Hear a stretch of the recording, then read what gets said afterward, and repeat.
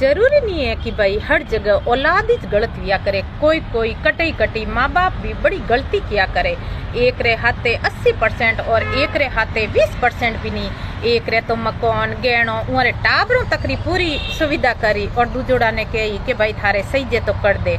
एक ने मकान बनाने दई, दूजोड़ो उन्हें हाथ भी रही तो ही कही तू मारे मकान में बैठो। तो भाई थोने क्यों आव तो ने थोड़ा माँ बाप हड़क माते बैठाया था, थोने भी तो मकान में बैठाया था ना। तो भाई ओपी टाबरों गलती काटो पर कटी कटी माँ बाप भी बड़ी गलती किया करे जोश में आने।